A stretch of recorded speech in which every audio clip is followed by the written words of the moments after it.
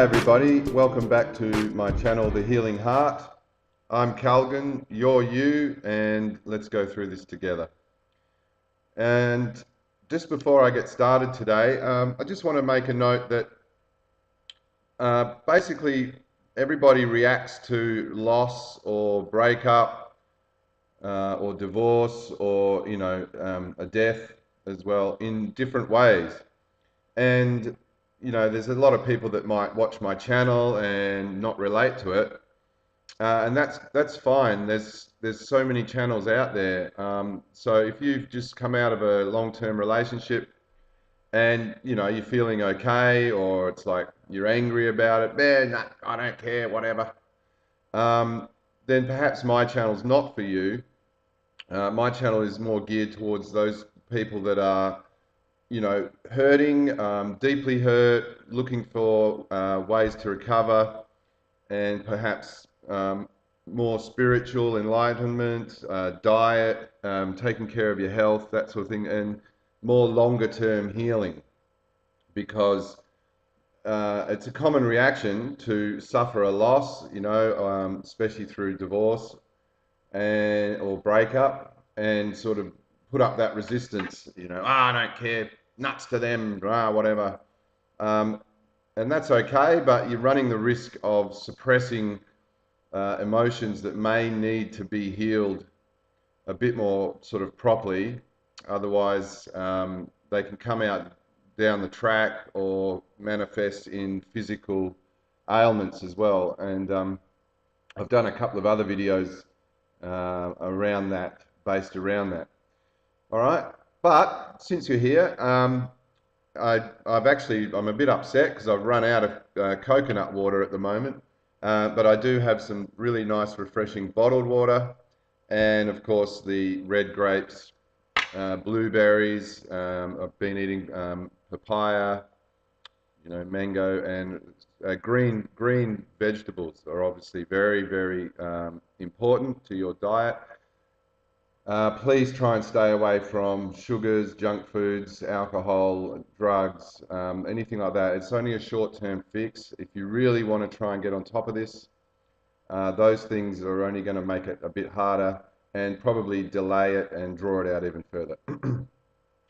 But I just wanted to make this quick video today. Now, over the years, there's been a theory that when you come away from a relationship, whether it's longer term or short term, to basically stop contacting the other person, and it became sort of widely known as no contact. Okay, you just don't contact that person, and there's I've done some other videos on that, and there's plenty of videos out there on the no contact theory, and it got misconstrued as a way of getting your ex-partner back. Okay, go no contact to get them back. Now that's not basically not true. Cutting off contact with someone is not going to repair the issues that led to the breakup in the first place.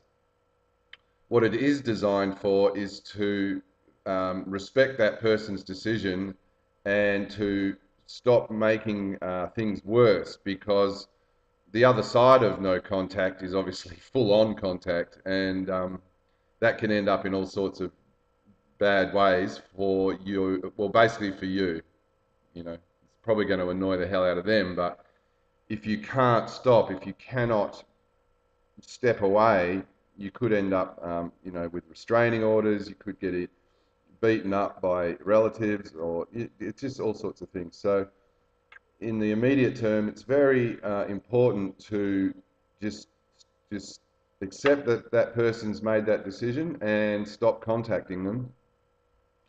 And if, there's a few coaches out here that we also don't agree with the ignoring them if they do reach out to you. Okay, it kind of depends on the content of the contact, but it's probably not if you want to get that person back, or if you want to try and work things out with them.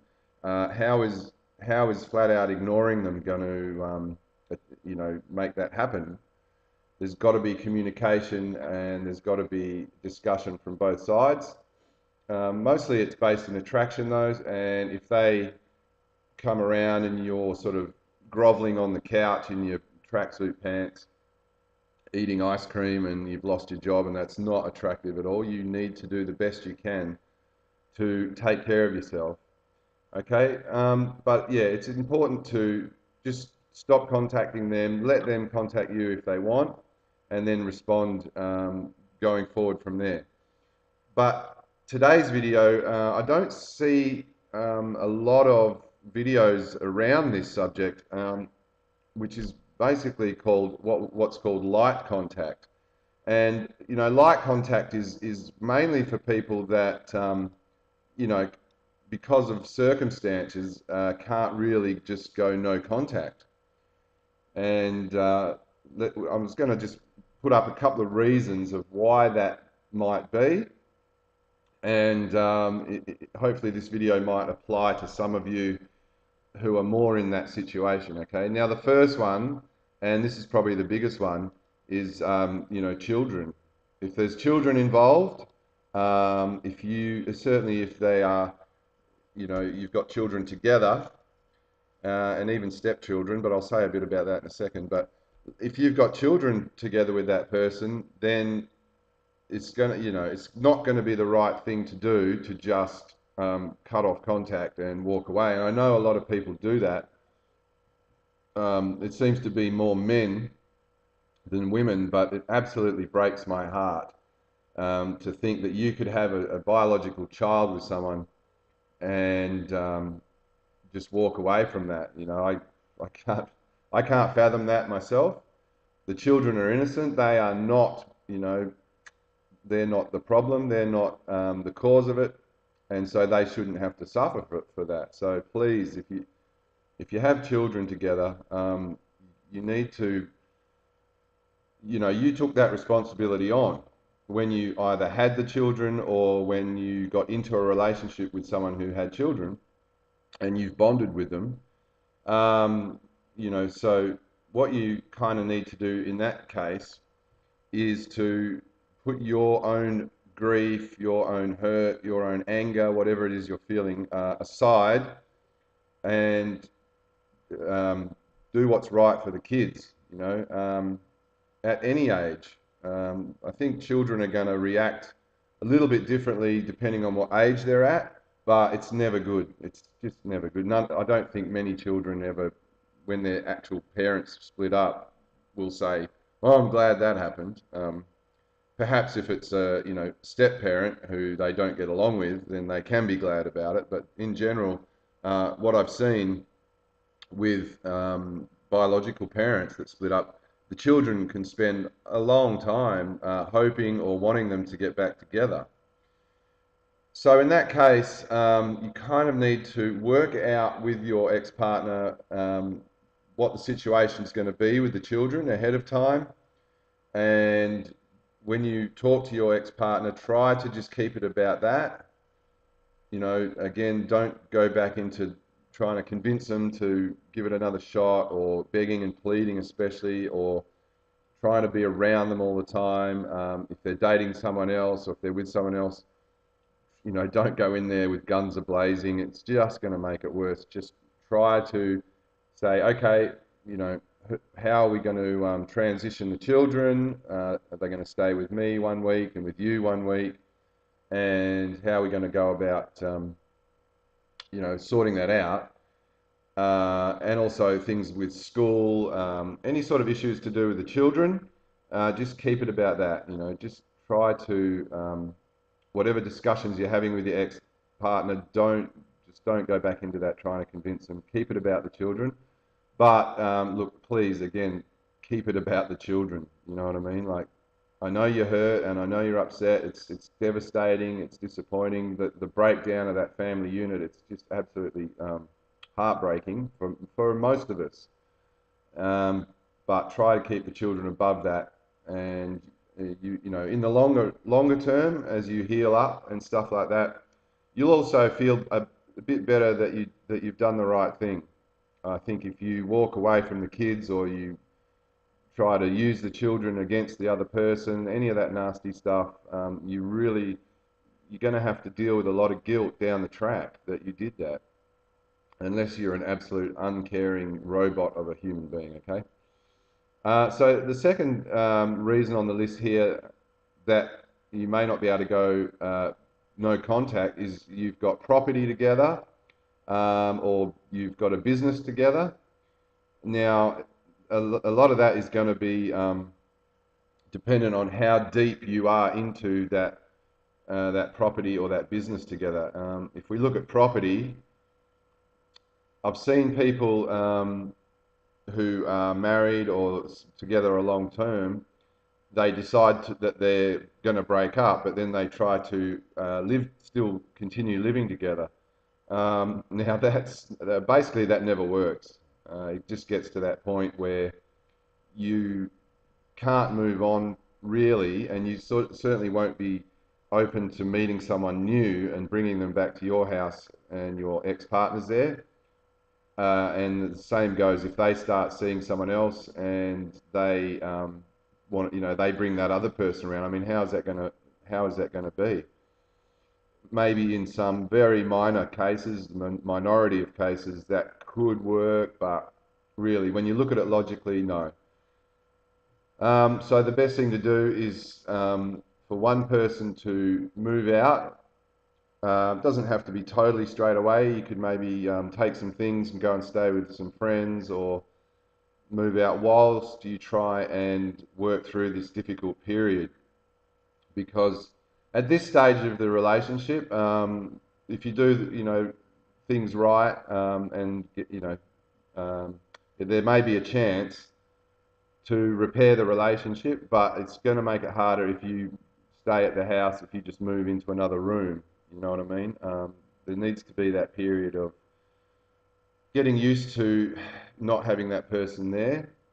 Otherwise, you may just instantly get back together, but then the issues haven't really been addressed. Okay, so just maybe go and stay with a friend for a week or two, and then see how you go from there.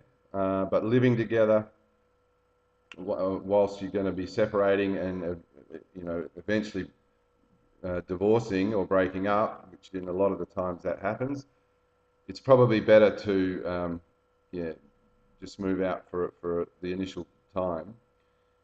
And then obviously if the relationship can't be repaired, you will then have to sort out how you're going to work out, the property, dividing up the property, selling the property, or possibly one of you keeping the property.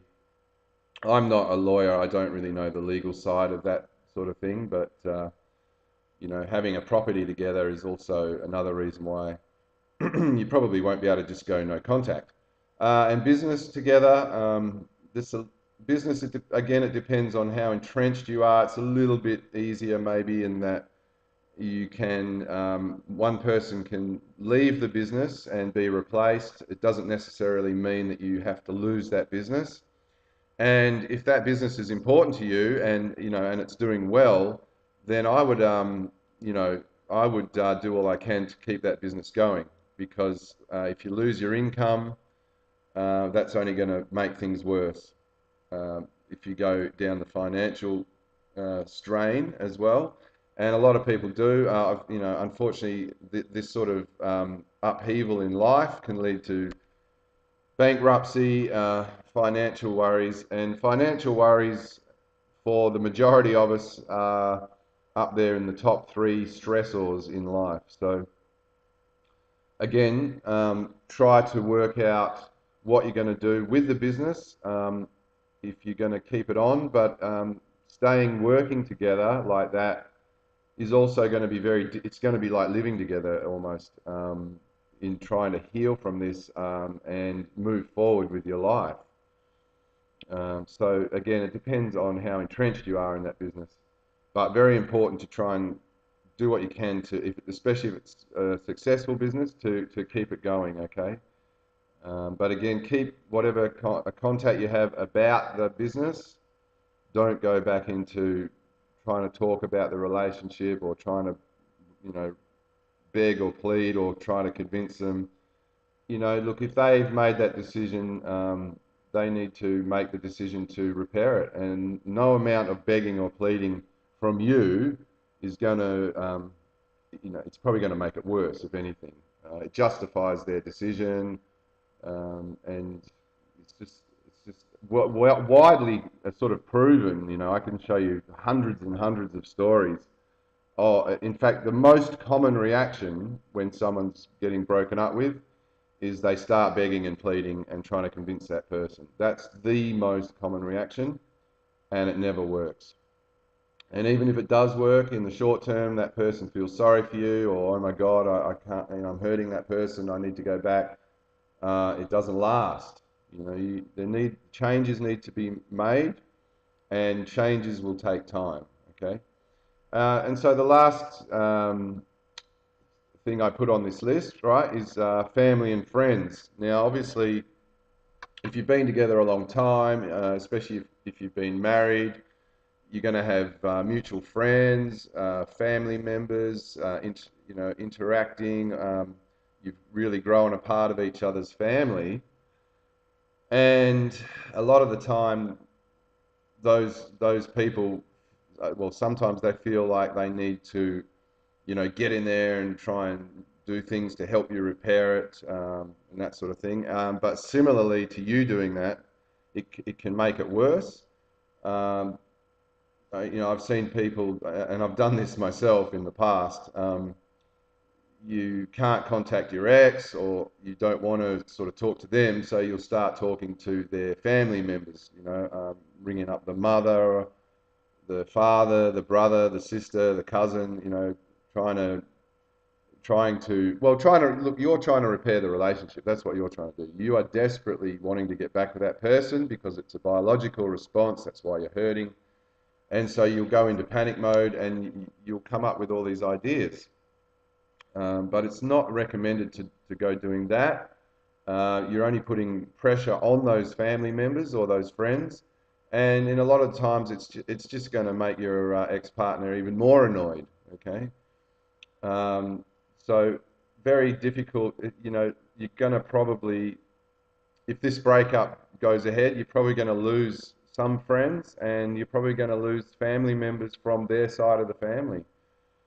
Mutual friends that you had through them, or friends that, you know, as you go through your grieving process, they don't know how to handle it, they don't know what to say, and so they end up not talking to you much anymore. Okay. And that's a very, very unfortunate thing, but it's part of the whole devastating loss. So, just in summary, if you have any of these issues on this list, it's going to be very difficult for you to just go into no contact and try your best to heal and move on with your life.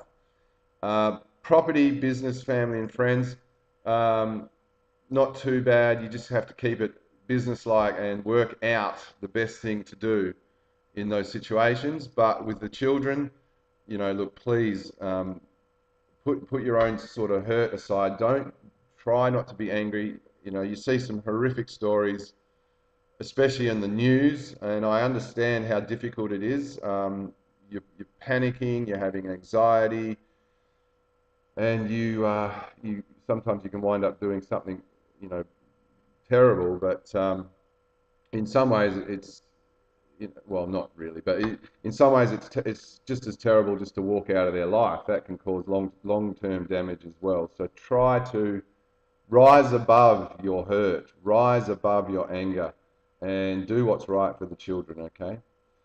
But in all of those cases, whatever sort of contact you have with your ex-partner, try to keep it about that topic, and do your best to heal, become better, reflect on what brought you to that point, you know, see if you can make some changes, and your ex-partner may start to reconsider their decision, because at one time they were in love with you, that changed, and now they want to break up with you. So with a bit of time and the right things, perhaps they'll change their mind again, and reconsider giving it another go. So again, thanks for watching. Hopefully this video helps. If it helps one person, I'm glad I've put it up. And please hit the subscribe button down below, put a like on the video, that will help the content get out there. I've got my email address there if you'd like to send me a short summary of your story, and I'll take a look at that for free for the first one. But in the meantime, take care of yourself and your heart and your health.